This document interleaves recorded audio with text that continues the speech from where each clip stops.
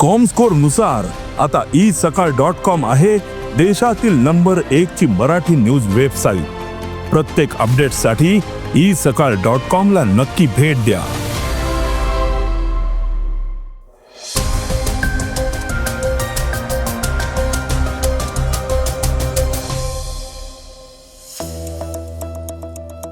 महाराष्ट्र सरकारने PNG प्रक्रिया सुलभ केली आहे। बाजार समित्यांमध्ये 50 किलोपेक्षा जास्त वजनाच्या पोत्यांवर बंदी आणली आहे। दिव्यांग विद्यार्थ्यांसाठीच्या शिष्यवृत्तीत वाढ केली आहे। महाराष्ट्रात कांद्याच्या दरात मोठी घसरण झाली आहे। अत्यावश्यक पेट्रोकेमिकल्सवरील सीमा शुल्क माफ केलंय। जगातील दुसरं सर्वात मोठं क्रिकेट स्टेडियम मुंबईत उभारणार आहे। शाहरुख खानने हनुमानाची भूमिका नाकारली होती। या बातम्या आपण आजच्या पॉडकास्टमध्ये ऐकणार आहोत। नमस्कार, मी अनिरुद्ध गद्रे। आज 3 एप्रिल वार शुक्रवार। तुम्ही ऐकत आहात देशातील number 1 Marathi news website isakal.com चं पॉडकास्ट। पॉडकास्टची पहिली बातमी आहे PNG प्रक्रियेची।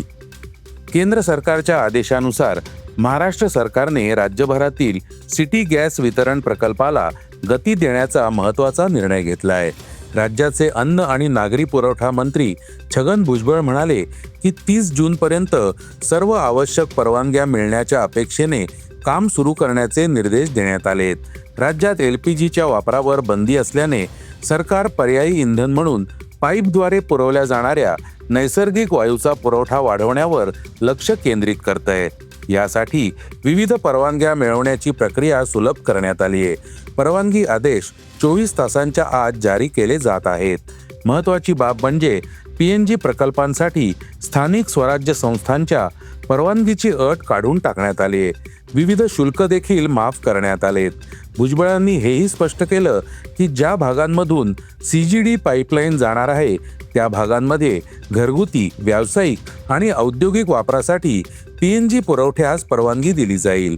महाराष्ट्रातील विविध जिल्ह्यांमध्ये कोणत्या कंपन्या PNGचा पुरवठा करणार आहेत याचीही माहिती समोर आली आहे।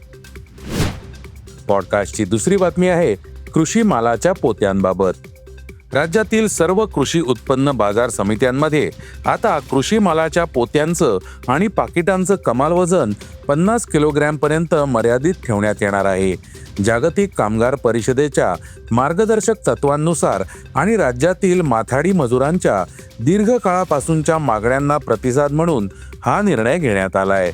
विपणन मंत्री जयकुमार रावल यांनी सर्व बाजार समित्यांना या आदेशाची प्रभावीपणे अंमलबजावणी करण्याचे निर्देश दिलेत। विपणन विभागाला शक्य तितक्या लवकर शासकीय आदेश जारी करण्यास सांगण्यात आलंय। माथाडी मजुरांची बऱ्याच काळापासून मागणी होती की कांदे आणि बटाटे यांसारखा शेतमाल 50 किलोग्रॅमपेक्षा जास्त वजनाच्या पोत्यांमध्ये भरू नये, जेणेकरून त्यांना जड वजन वाहून नेण्याचा शारीरिक त्रास सहन करावा लागणार नाही। या मागणी संदर्भात बुधवारी मंत्रालयात एक महत्त्वाची बैठक झाली होती। पॉडकास्टची तिसरी बातमी आहे दिव्यांग विद्यार्थ्यांसाठीच्या शिष्यवृत्तीची। मुख्यमंत्री देवेंद्र फडणवीस यांच्या अध्यक्षतेखाली झालेल्या राज्य मंत्रिमंडळाच्या बैठकीत 6 महत्त्वाचे निर्णय घेण्यात आले। यापैकी सर्वात मोठा आणि सर्वाधिक चर्चेचा निर्णय म्हणजे दिव्यांग विद्यार्थ्यांसाठीच्या शिष्यवृत्तीत मोठी वाढ करणे, ज्याची गेल्या 12 वर्षांपासून प्रतीक्षा होती।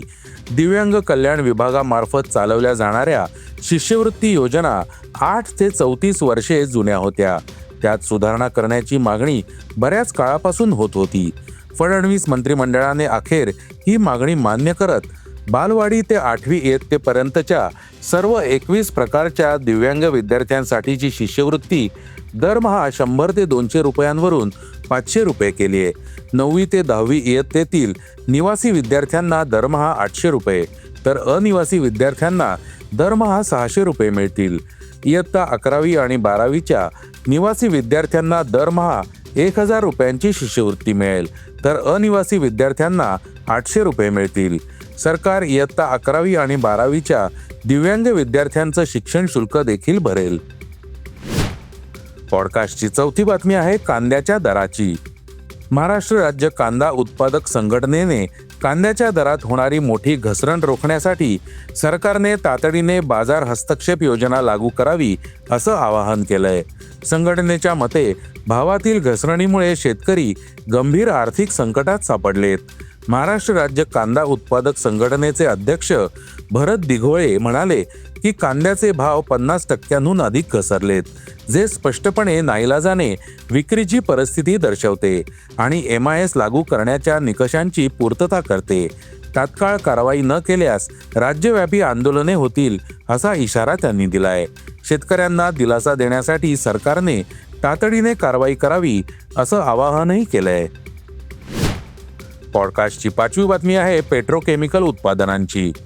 भारत सरकारने 30 जून 2026 पर्यंत अत्यावश्यक पेट्रोकेमिकल उत्पादनांवरील सर्व सीमाशुल्क हटवण्याचा निर्णय घेतला आहे.